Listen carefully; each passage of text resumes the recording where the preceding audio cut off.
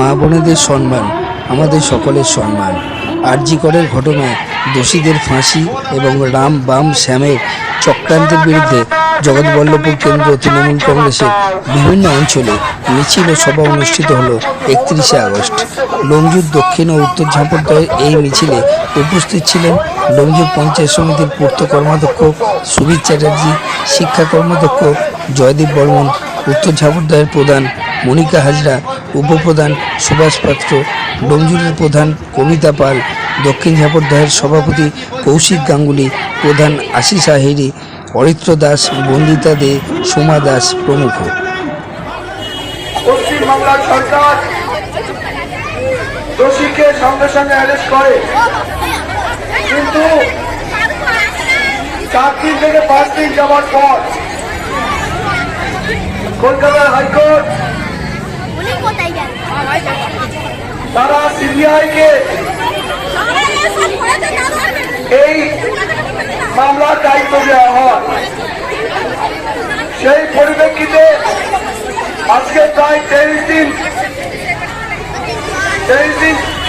প্রায় অতিক্রান্ত সিবিআই এই মামলা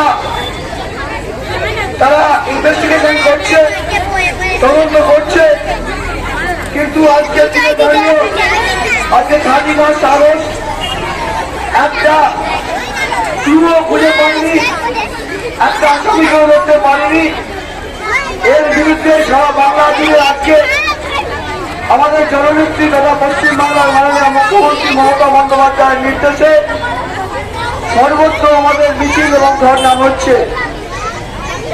আজকে উত্তর ঝাঁপড়দহ অঞ্চলে আমাদের মায়েরা যেভাবে উপস্থিত হয়েছে, আমরা দলের পক্ষ থেকে তাদেরকে অনেক অনেক ধন্যবাদ, কৃতজ্ঞতা জ্ঞাপন করছি।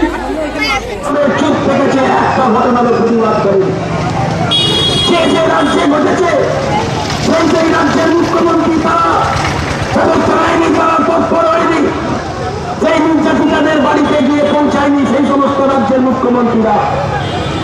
আর আমার মুখ্যমন্ত্রী মমতা বন্দ্যোপাধ্যায়, বাংলার মা মমতা বন্দ্যোপাধ্যায় ঘটনা ঘটার পরে যা প্রতিক্রিয়া দেওয়ার পরে সেই নির্যাতিতার বাড়িতে গিয়ে তার মা বাবার কাছে দাঁড়িয়েছে।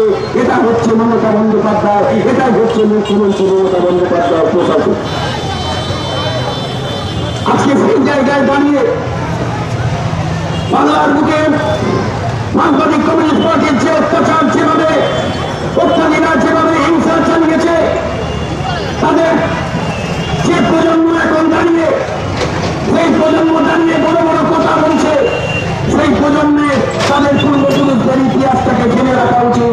বাংলার মানুষের অভিজ্ঞতা আছে, বাংলার মানুষ